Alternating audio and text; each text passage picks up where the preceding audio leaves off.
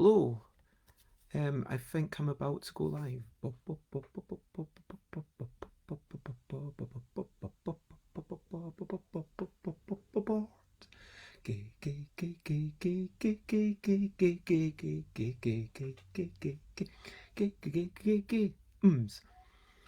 So today or tonight, or this afternoon, or whatever, I'm going to be talking in the title of Improving the World with Games, Creating Games that Heal, Entertain, and Foster Connections.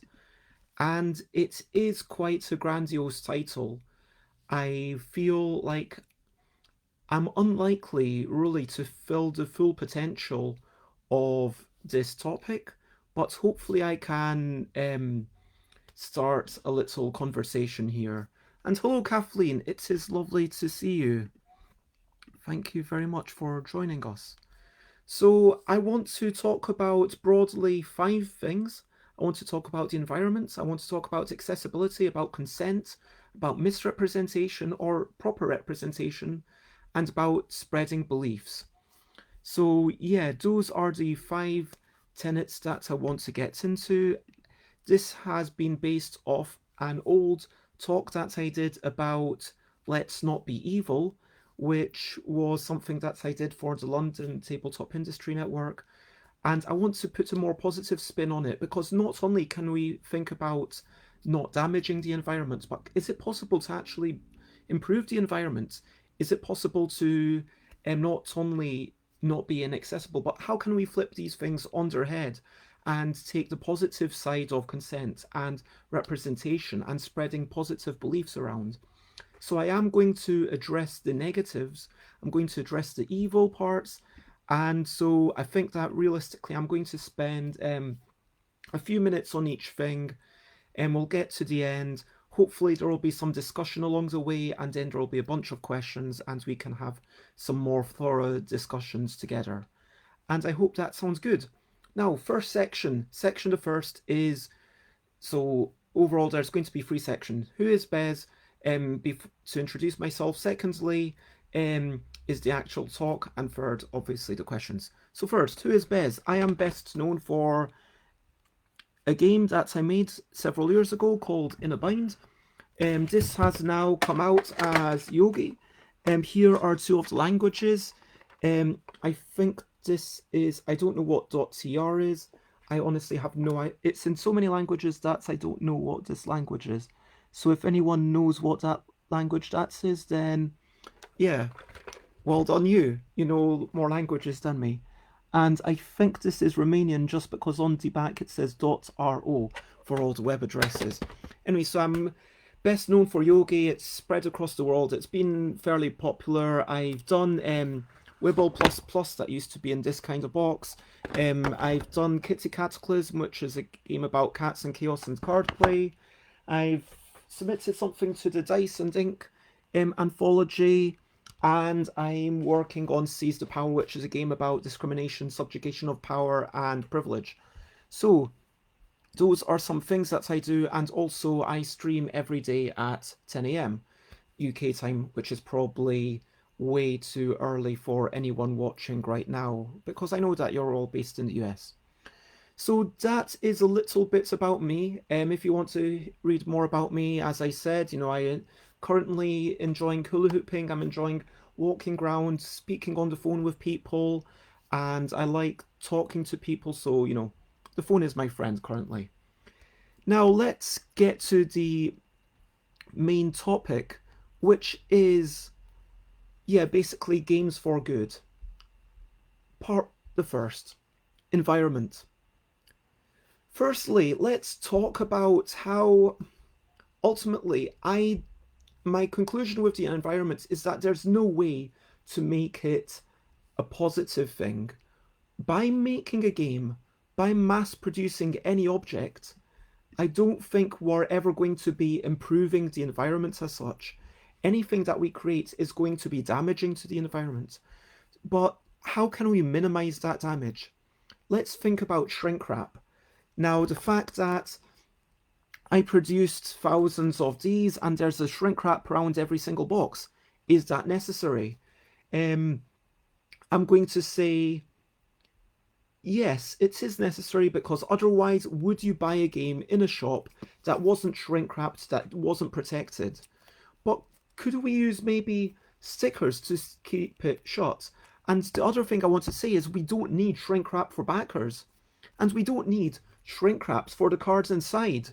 We around the cards, and hello Debbie, it's lovely to see you. Um, and yeah, just talking about the environmental impact of our games, the cards inside could have paper bands around them. There are solutions that I was walking around London Toy Fair for plastics. We could use recycled materials, and we could do something like what photosynthesis does. And all the cardboard is recycled. Would that work? Now, of course, whenever it comes to shipping, this is when it's going to be about every mile is, well, every bit of fuel spent is going to damage the environment. It's just the state of affairs. So if we get it coming from across the world, if we get something air freighted over just because we need that prototype early, is that something that we could avoid? Could we wait to get it shipped over? Could we look to more local manufacturers, at least for those initial prototypes? Do we need those so quickly? Could we slow down the scale of things?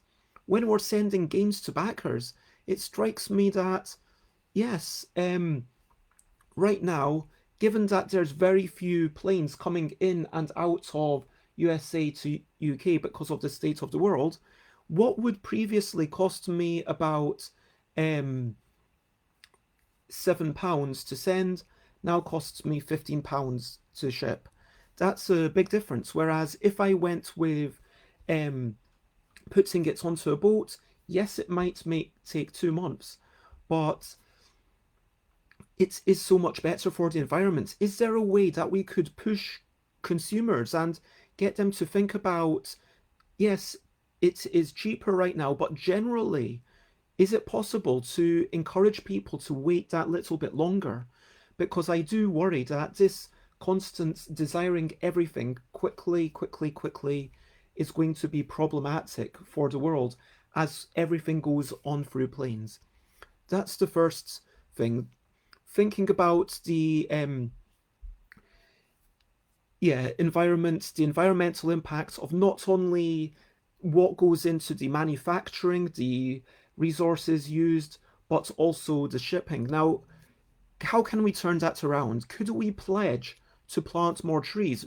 Of course, maintaining some sort of without damaging diversity, because that is a thing that sometimes happens. If you just say, okay, we're going to pledge 1,000 trees, and all 1,000 trees are exactly the same, is that going to be actually helpful for the environment? Well, not necessarily if they are all the exact same kind of trees, but maybe we can sponsor or work towards things that do something nice like that. I mean, especially if there's a thematic connection, people can totally get on top of that. If you make a game that's about, you know, pandas, maybe some of the profits of that game could be put into, helping pandas survive. It's just an idea. Or maybe as a company, you could put a certain percentage of your profits into carbon negative industries because there are some things that can be done in that way. Now, I'm going to move on to my second section, which is about accessibility. Now, there's many factors to this. Um, and yeah, Pam says, I'm also trying to be more conscious about how much paper I use for my prototypes. Um, that's the thing. When we're prototyping, it's so tempting to just say, okay, I'm going to buy 1,000 cards and then I'm going to draw all these things. And I'm not saying don't do that, but I am saying be mindful of it. Now, ultimately, one other thing, going back to the environment, might be our game systems, like, I'm obviously biased because of the L deck, but is that something that could be made into you know, something that's a bit more sustainable for the environment, because people are buying one set of components. Might that actually cut down on the aspects of consumerism? Because maybe the new thing that you give to people is a new set of rules for the same components. But it's undeniable that people do love having bespoke components, something that looks flashy on the table. And I'm not going to deny that there are games that are just impossible without a whole bunch of cards that have game specific rules on those cards that make it all work without a unique blend of things. And so going forward to accessibility, we've got price, physical, cognitive, sensory input. So let's talk about the price. Obviously, everyone has to make a profit in this industry, or at least come even. Even if I talked at UK Games Expo Live about why are you making games? If we are making games for profit, that's totally fair. Does every game have to be made for profit? No, it doesn't. And not every game has to be mass produced. And potentially, if you're making your games for your own intellectual curiosity, if you're making your games for a declaration of love to someone near you, these are all valuable ways of making games. And maybe if what you really want is to have your game in a shop with your name on it, you don't need to now mass produce it. Because the worst thing ever is a game that not only gets mass produced, and of course, if there's like 100,000 copies of it, but all of them are sold, then fine, that feels reasonable. But if I print 1,000 copies and then I struggle to sell 600 of them, that feels like I've done something wrong. Like it feels like potentially yeah, I've wasted all those materials, doesn't it? And potentially, if all I really wanted was to get, hey, let me make this idea, I think it's great, and a bunch of people are going to buy into it. How many people are going to buy in it? Don't overproduce. That's why Kickstarter might be a lovely thing, and why I have so much appreciation for people like Gavin Birnbaum, who actually craft their games in a laser cutter in their own shed, or people like that. I know not everything can be bespoke, but there is a serious market for that. And Heather Newton's um, points, yes, for all the drawbacks of not being able to see faces when playing on Tabletop Simulator, using digital mediums to prototype definitely saves on physical materials. That is true. Personally, I would still feel a little bit uncomfortable just focusing on digital and nothing else. But we all need to think, is this worth it? Is this a cost that I can eliminate? Okay, finally, moving on to the second section of accessibility. So, price. As I said, we why are you making this thing? Are you making it because you want to make a profit? In which case, maybe you want to sell it to a big manufacturer, because or a big publisher, let's be honest, they will have better marketing, better distribution networks, and that's why Yogi managed to sell, 100 times as many as In a Bind. But thinking about the price, how much should your thing cost? Now, this is a question for everyone. Not so when you make a thing, there's a set price, and when you go into the shops, okay, it needs to have a markup from the distributor, from the shop, for the and everyone, and obviously all the postage along the way. Um, and all of these things need to take a little cut. It's unavoidable that the price needs to be at a certain point. But is there a way that you could offer a budget version? Could you, for example, make a half size cards? Could you offer cheaper components? Could you offer a print and play version for a budget price if someone has their own printer or they have access to a friend? Um, Is there something that you can do to offer a version for people who can't afford it? And for those people who can't afford the price, is it possible to get into ludotheks? Now, I don't think that ludotheks are something that happens, well, in the USA. I understand that there's quite a few libraries that have board games. Now, could you this isn't something that happens in the UK, but it's a big thing in Germany, in France. There's, instead of bibliothèque, which is a library of books, you've got a ludothèque, which is a library of board games. Now, could you donate some of your copies to these places so that people who really can't afford to have their own games can go and try it? Which is kind of removing that. Think about the physical accessibilities and think about the variation in the shape.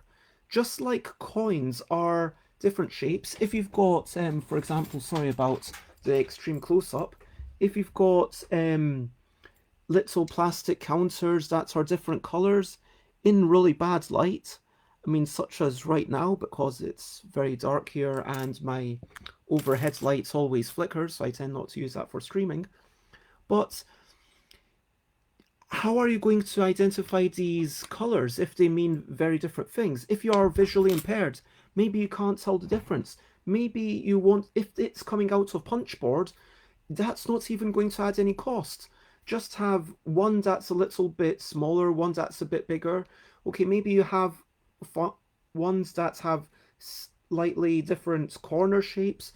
Like in the UK, you've got the 50 pence that has, I think it's like 9 corners, something like that. And then maybe you can have like certain coins that have circles cut out of them. Or maybe you can have certain shapes that are weird. And even by doing that, not only are you improving it for people who can't see so well, but you're also improving it for the general enjoyment of people. Now, going back to, generally, the point is that, okay, people have all these different accessibility issues potentially. I might struggle to, with my physical manipulation of the objects on the table. I might struggle with taking in rules. I might struggle with being able to see or being able to hear properly. Fundamentally, all games are about inaccessibility because all games are about, in some ways, challenging the players or allowing the players some affordance to express themselves. Now, if it's a story game, that inaccessibility is the inaccessibility that, well, you have to be emotionally able to tell a story.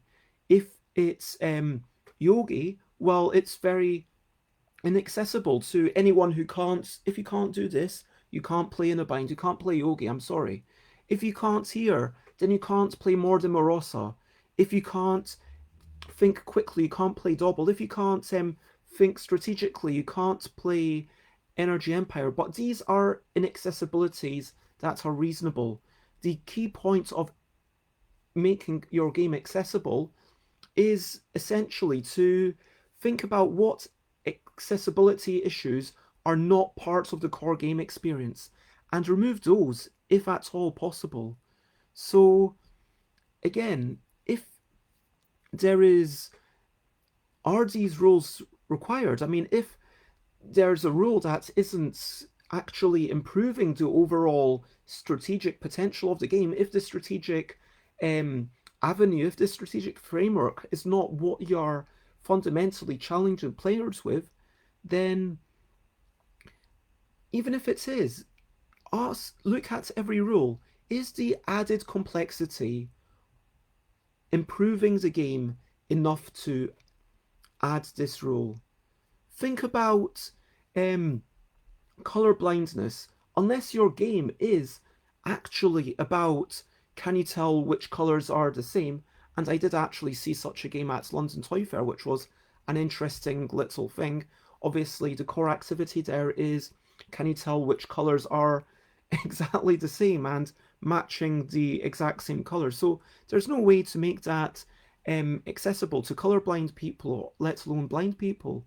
But if you have something like Ticket to Ride, that's a great thing where it's double coded. Not only are colors being used, but we're also seeing symbols. We're not only having pieces on the map, but it's bold, it's clear to see. Make it visually readable. Potentially think about on the flip side of the board, could you have an even more readable version? For example, I know that in Euphoria they've actually got an easier to read version. Um, so yeah, we've got, in another sense, you could think about accessibility issues as you've got input, understanding, and output. What are you struggling to take in? What are you struggling to see or perceive? Then the process. What are you struggling with these things on a particular day? Even the best of us will struggle with some of the rules. And then what are you struggling to do? Are you struggling to maneuver things? If you're struggling to push things around, is there a way that someone could say, okay, I want the to place my pieces from Atlanta to Georgia? I don't even know if they're next to each other in America. Sorry, I don't know Ticket to Ride quite that well. But the point is, because they have labels, suddenly, if someone was theoretically unable to manipulate these because they're just, for whatever reason, unable to do so, they could at least verbally communicate using the indicators that are on the board. And so, by having labels, by having some sort of grid references, by having some sort of names for the locations, even if you can say, okay, it's move this one across and two down, okay, at least you can verbalize things. Think about it and try to play the game when you're playtesting. Play it with as wide a variety of people as possible. Um, think about how easy is it to not only get the game because of the price, but also how easy is it to get started playing the game. Because the final part of accessibility is not only the game itself, but it is everything surrounding the game. And yeah, you've got tutorials. How easy, how well written are your rules?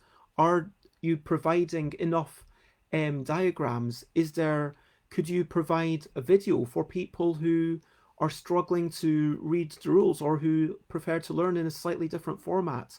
What else could you do? Now, the flip side to my mind of being inaccessible is not just being accessible, but the flip side is like bringing people together. So actually improving people's lives, opening up possibilities. And what are games if not social experiences? And thankfully, this is something that we will always have. But it's always important, it's super important to think about, hey, how are people going to interact with other people on the table?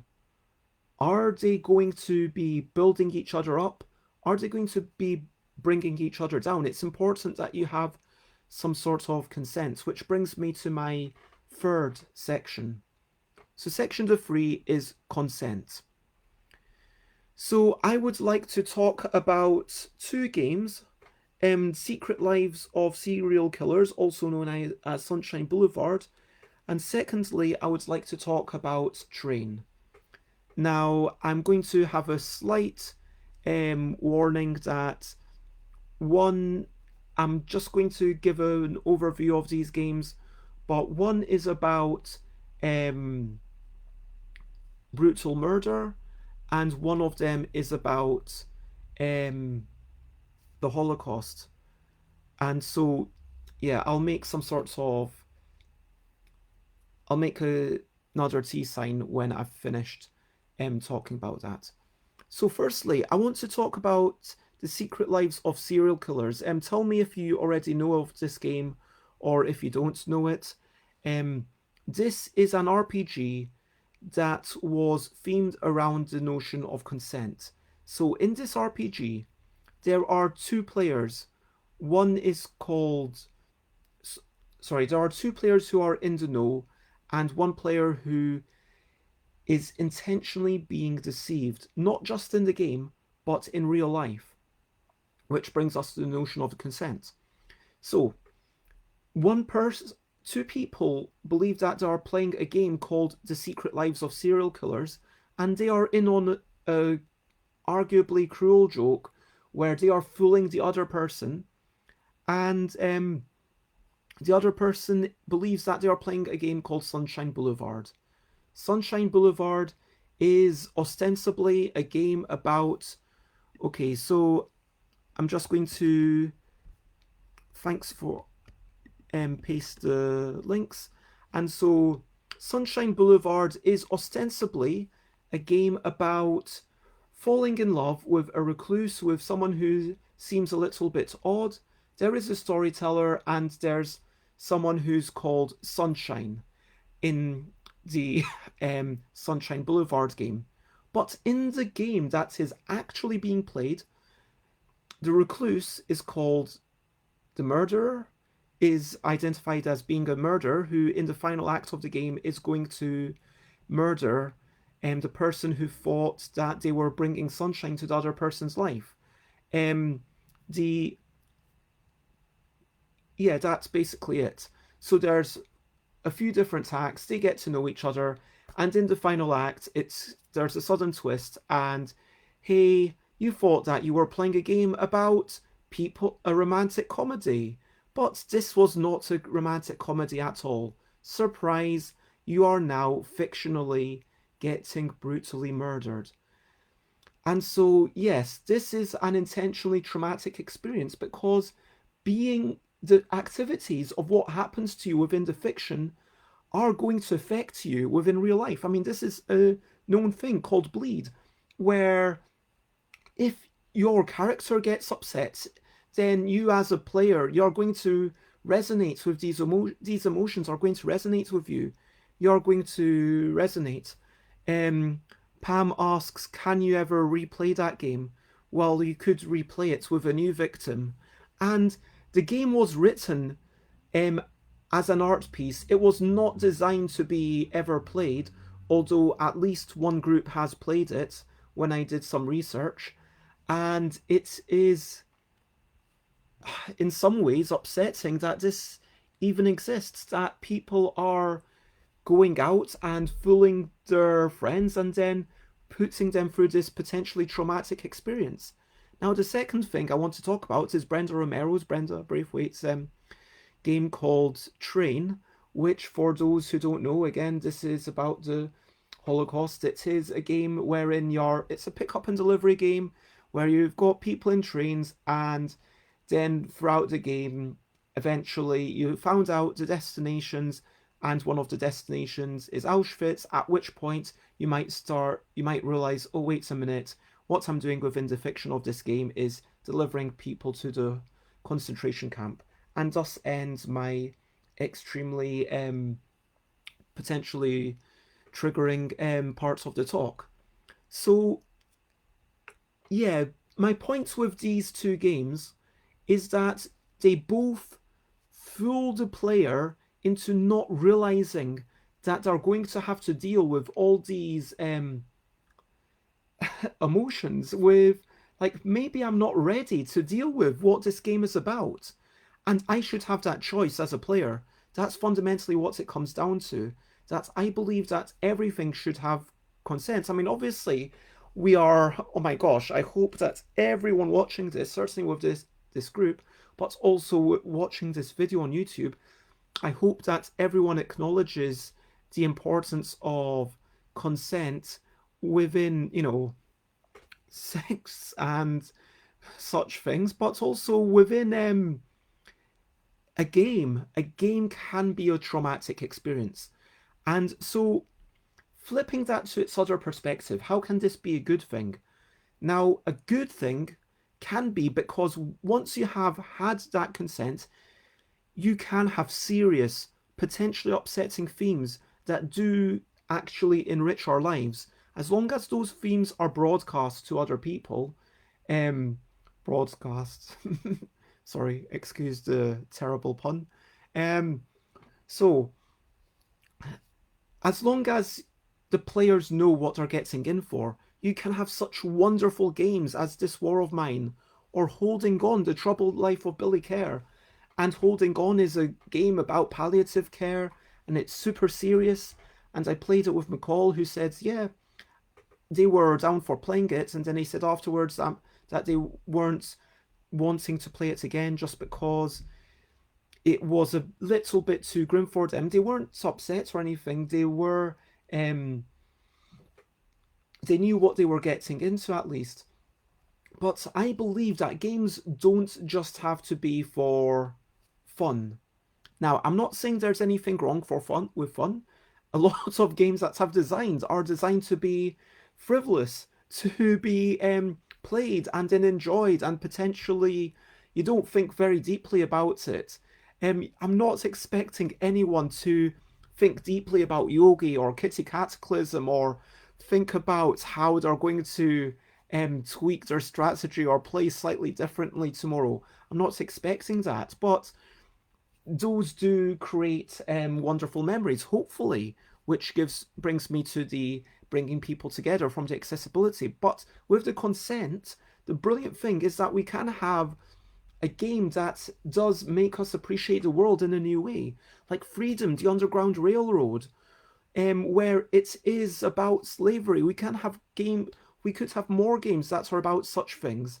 I have played a game which was about prison, about the imprison, about basically how it works when you're released and potentially then incarcerated again, and yeah, that whole process. It was based off the real life interviews with several people, and there's a lot going on in that game. And that was a game that I played at a festival. It's not a mass produced game. I think there's only like maybe 10 copies of it, but it was a game that gave me a little bit of appreciation of how helpless these people feel. And there's all sorts of games that can help us appreciate the world in a deeper level. And I think that by ensuring that we have the consent, by ensuring that we do um, explain clearly what this game is about. This game is about this potentially upsetting theme. In that case, we can move towards games that are not just fun, because it feels like 99% of games are analogous to um, action comedies, whereas I would like it if there were maybe 60-70% of games were analogous to that, and then 30-40% of games were analogous to, something different, analogous to documentaries, analogous to things like Only Yesterday, which is a lovely film by Studio Ghibli. And do we have films that are a little bit sad but warm our hearts still? So this is something that we could still explore, and I think that by dealing with difficult issues, it can help us grow as people, and it can even help us potentially deal with trauma in a safe environment, because that's ultimately one thing that games are, is a safe environment, and what happens in the game, for the most part, does not affect the real world. My fourth section that I want to talk about is representation and marketing. Now, on the bad angle, on the evil angle, please don't do this, you've got misrepresentation. Think about games that say, this is the best word game you will ever play, and so many things say, this is the best fried chicken in town, this is the best falafels in town. I mean, what does that even mean? And how many games have you seen that say, this is zany, this is hilarious? And that feels, yeah, I'm with Scott Nicholson on this. Scott Nicholson, several years ago, by which I mean probably like a decade or so ago, made a video where they were talking about how a game can be fun, it can be engrossing, it can be exciting, but maybe it's not zany or hilarious.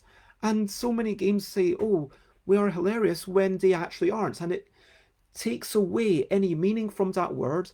And if someone actually buys that game expecting to be laughing their way through it, well, aren't they going to be disappointed?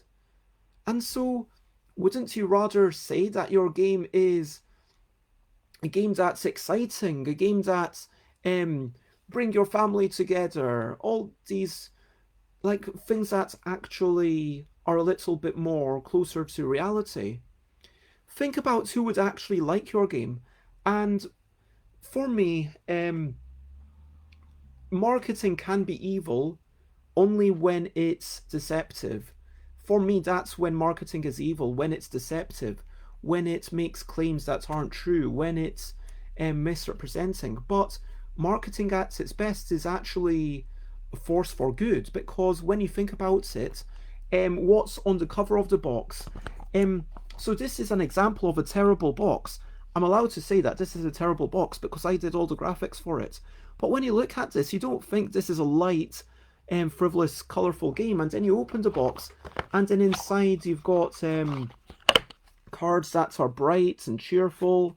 And whoops, sorry about that. Dropped a bunch of things.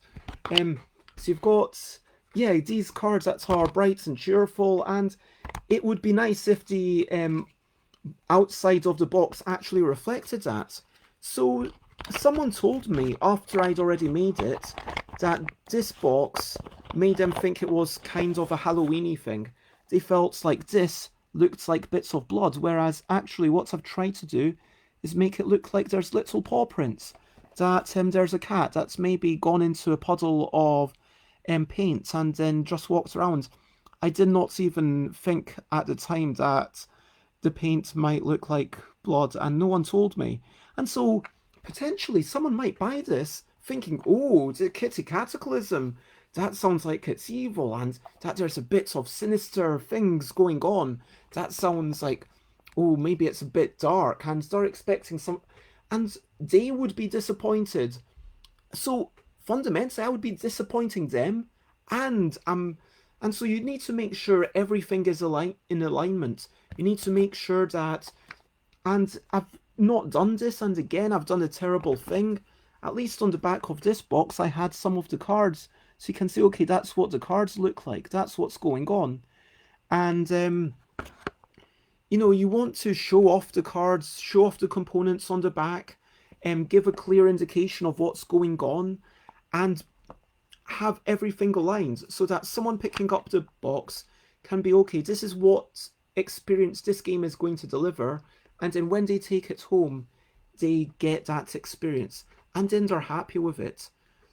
And I want to talk about so I'm going to say two things about Stonemaier games. Firstly, Scythe. I still feel really awkward about the fact that on the back of Scythe it says 115 minutes.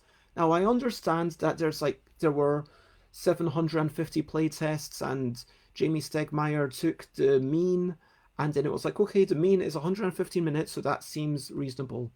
But is it? Is that actually the best way to represent it? I mean, 115 minutes, I mean, that sounds like the game is super exact.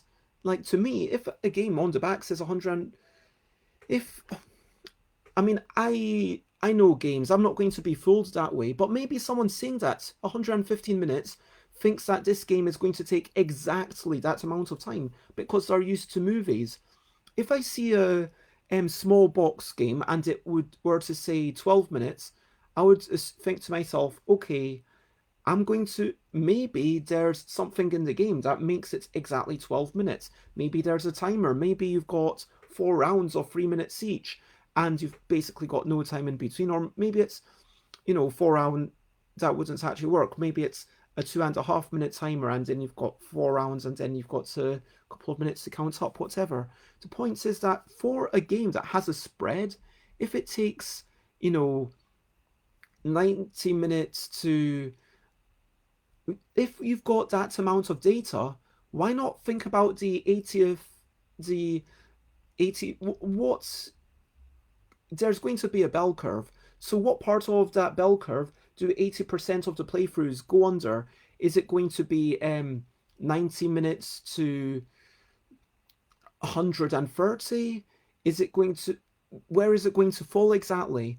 And then once you've got that, well, broaden it out, round it up or down to like at least a 5, because to me 115, it just suggests a level of specificity that is not actually true. Now, to balance my criticism of Stonemaier games, I want to commend them for something that I think is absolutely brilliant. Now, hopefully you can see this. It says on the side of the box, 3 to 7 players, 1 to 2 player variant. Hopefully you can see that's okay. Yeah, so I really like what they've done here. So here it's not just 1 to 7 players, because there's been an acknowledgement that the real game is at 3 to 7. And if you're playing 1 to 2 player, well, it can work, but you're not really playing the true game, are you? And I almost wish that more games would do that. To say, this game is 4 to 10 players, best with even numbers. Or maybe this game is 4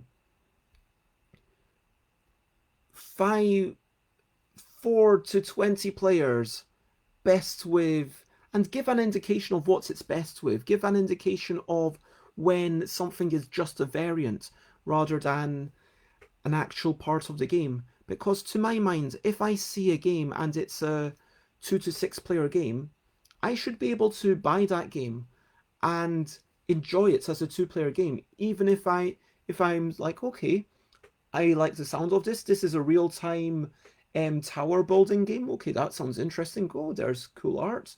Oh, wow, this looks good. And then I should be able to say, well, I won't be able to play it for 6 players, but I would definitely play with 2 players. And hey, if I've got more players sometimes, that's fine. I should be able to have a good, solid experience with 2 players. And if I can't engage with the real game at the advertised player count, then I think that is just misrepresentation. And so I commend very much Between Two Cities for what Stonemaier Games did there. I think that's brilliant.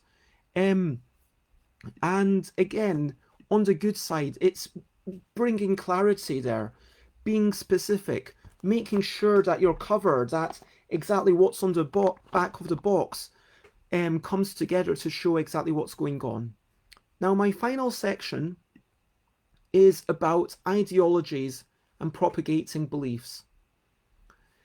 It's an undeniable truth that there were games made by Nazis, and for all I know, there still are. There are, from a lot less extreme, there are games that were made to propagate every kind of ideology. But even if you aren't doing it deliberately, think about what you might be doing accidentally. If you've got gendered language in your rulebook, you are propagating the belief that this game is for this gender, or maybe you are propagating the belief that non-binary people don't exist, or aren't worth the conversation. If your game has chainmail bikinis and every woman in it is sexualized, maybe you're propagating the ideology and belief of the objectification. If you're there, you are propagating a lot of beliefs and assumptions in your games, no matter what you're doing. And this is where you need to think about seriously about representation. Like, is your game body positive? Do you have people of different genders, of different skin colors, of different races, of different body shapes, who are not just a token character, who are not just a worse character, who are, an important character that someone might be excited to choose, that someone might be feeling, okay, wow, I see myself represented in this game, and that's propagating the belief that I am part of this game. And finally, on the negative side of ideology and propagating beliefs, I want to talk about conflict. Is it correct? Is it proper that we have so many games that are about war? Now, I'm not saying that it we can't go around examining war, but it just feels like a lazy crutch almost at times. That frankly, I'm aware of it myself. Like having two wizards and going around, okay, magic makes everything easier because suddenly, well, whatever you do, hey presto, it's a spell, hey presto, it's magic. It doesn't have to make any sense. But then, what are you trying to do in this game? Well, destroying things is always an easy thing to do, especially in a direct conflict game. But can you make a direct conflict game where it's not about killing other people? Where maybe it's about, you know, farming, or maybe it's about the brutal economic world. Maybe it's about something else. Maybe it's about, and just, I think there's too often a rush to go into the realms of we're going to have an interstellar conflict. But on the good side of all this propagation of beliefs, we can propagate a belief of equality. And so if we strive to have people together, if we strive to have all sorts of people represented, then that suggests that, okay, all these people matter, that all these things matter. If we have themes such as voting, how voting is good, about empowerment of people, if we have like themes that might encourage more people to become politically active and, you know, push for change. And if we have push, if the game is about planting things, about planting trees, about getting about the growth of things, maybe even playing a tree themed game like Arboretum or Photosynthesis or Kodama, yeah, Kodama. Even though those aren't trying to push those beliefs, they are reminding us of nature. They're reminding us of, hey, wow, this is a wonderful thing. And Wingspan by, Elizabeth Hargrave, of course.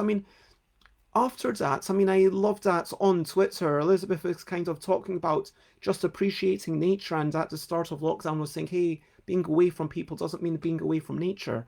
And it can remind us to go and remind us to take care of the world around us, to have this kind of stewardship, to maybe encourage people to go and plant trees. And I do want to talk about Pandemic the Game, which isn't really a game about a pandemic. It's not about, yes, there is a mechanism of the outbreaks, and that's really nicely done, don't get me wrong, but really what that game is about cooperation, about humans working together and overcoming the odds. And so, yeah, Pam says, what's my opinion on Take That games? Um, I feel like, again, Take That has its place. I mean, so who was it? Jane McGonigal, who points out, Jane McGonigal's a brilliant writer. Their first book is way better than their second book. So definitely read their first book and maybe read their second book if you want. But yeah, their second book was super better. I can't remember what their first book was called. But yeah. Anyway, so Jane McGonigal in their first book talks about the value of teasing, that animals are maybe biting each other in the neck, but then, you don't damage each other. You don't actually pierce the skin. You kind of hold each other, and it's kind of like a way of saying, hey, I could hurt you, but I'm not going to. And in one sense, there's a terrible kind of power play, like you're scaring the other person. That's terrible. But when it's in the right context, this is kind of building up a framework of trust. This is sort of like saying, hey, I am able to, I am going to stop because I care for you. I am going to hold my teeth to your neck and I'm going to stop. And if we translate that to animal teasing, animal playing to human teasing can be seen as analogous to this, and arguably Take That games can be seen as analogous to this.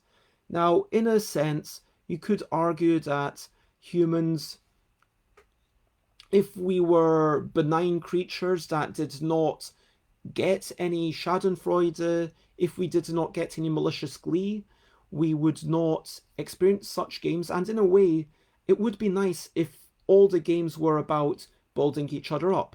But it's undeniable that in any two-player game with any interaction at all, like Agricola is going to become a brutal game in two players, because if I can deny you 3 points, well, that's worth it, even if it costs me 2 points. And so it's all about, the lower the player count, the more brutal a game becomes. It's just the way it is. And so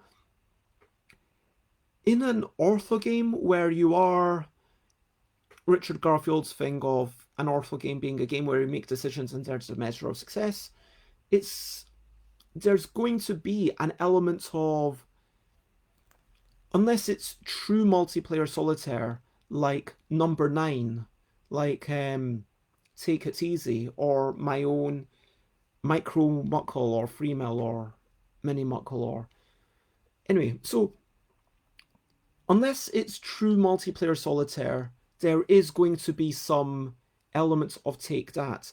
Now, the real question, Take That to my mind isn't a binary thing, it's more of a gradation.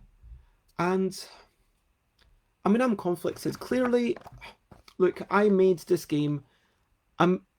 It's chaotic and you can get your claws out. You can be mean to your friends and family. The original back, it says you can be a dick to your friends and family, but I don't like that language, so I'm going to change it for the second printing.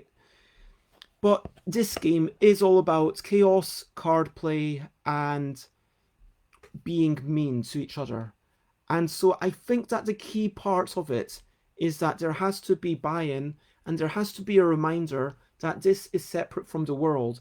And what does this game encourage in the real world? Now, if people play this, are they going to be encouraged to now be meaner to their real life friends?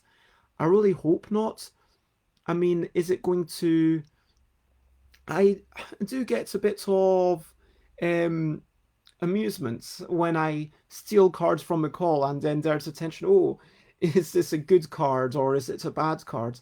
And I feel like you need to remind people that this is separate from the game. And so going back to, I see that that's basically the end of my 5 sections. So just to wrap up, think about the environment. How can we lessen our impact? Can we even put our profits into some carbon negative industries? Think about accessibility. Remove all the inaccessibilities, because some inaccessibilities are essential to the game, but most of them aren't. So how many of them can we remove? And can we make it so that even people who can't afford it are able to play the game? Can we get more ludotechs going on in the world? And try to bring people together for social experiences. Make sure that there is consent. Make sure your game clearly represents what's itself, which is the fourth thing. Make sure that on the back of the box, and again, I'm sorry my box here is so terrible, that it should have shown cards. It should have shown this is what you get in the box. It should be clear this is what's going on. And make sure that the numbers that you have, the player count, the length of the game is actually accurate. Think about the ideologies and the beliefs that you're propagating in terms of equality, in terms of representation, in terms of what you're actually encouraging people to do. Are you encouraging people to, like what if a game about remind people about nature potentially, and that might make people more willing to engage with that. If you're talking about voting, maybe is there are you framing it in a way to educate? Now, I didn't really talk about the main topic, I don't think, and this is where I would really like to get just any questions for the last few minutes. Um, Games that heal. How can games heal? And I would like to get your thoughts on this because games can be nourishing experiences just through that social connections. Games can recharge. I was speaking to Emily Shaw this morning how after after giving birth, I've forgotten the technical word for it, and having a child, maybe you're a bit fatigued, maybe you've not been back to work, maybe you're starting to lose confidence, and maybe starting to play a game, it can build up your confidence. Maybe games can allow you to overcome something. Um, Games can entertain. It's just about thinking about why are people playing this game? How simple can you make it? What simplifications can you make that are not going to detract? Make it as simple as possible and no simpler. I mean, yeah, can it be simpler and not take away from the core experience? Fostering connections, it's just what every game does. Even if it's a solo game, are you able to provide a story that people can share their score? Can you say, okay, this is my score, this is something, this is the map that I'm playing with? Is there a way for people to play with the same map, to try different things, to say, hey, here's a way that I've managed to express myself? Um, yeah, I hope I've talked about things to be mindful of and how to avoid being people. And yeah, so laughing with my Pam Walls says laughing with my friends and family during a game always makes me feel good and happy. And that's a lovely thing to hear. And that's ultimately what the best, most valuable thing that we can do. Games can educate. Games can, I mean, push forward an agenda. And games do push forward an agenda because if they're not actively pushing forward an agenda, you're pushing forward the status quo. I mean, just think about representation of buildings. I know this sounds ridiculous, but think about okay, you've got your slanty roofs. Well, that's only in places where it's actually um, rains in a certain way. And if you go to Iran, for example, all the houses will have straight roofs, flat roofs. And so, you know, yeah, there's something very Eurocentric or Western centric, I don't know. Um, and the architecture that you use in your game, it's going to propagate a view that, hey, this is the way that things are, this is the way that things should be. I'm not saying to go out and just use someone else's culture for the sake of it, because obviously appropriating cultures is a terrible thing to do. But what I am saying is to be mindful and that your first instincts of how something should be represented is never the only way. And everything can be considered. And everything can be considered from the perspective of someone, not just someone who actually playtested this game, but someone who's across the world, someone who in another continent might one day see the game and see the word he and think, hey, this isn't for me. Or on the other side of the coin, see themselves being represented almost exactly when they normally aren't. And then think, wow, maybe this is something that I can engage with. And that's it. That's like bringing people together. I hope that's made some sense. I hope that's been of value for some people.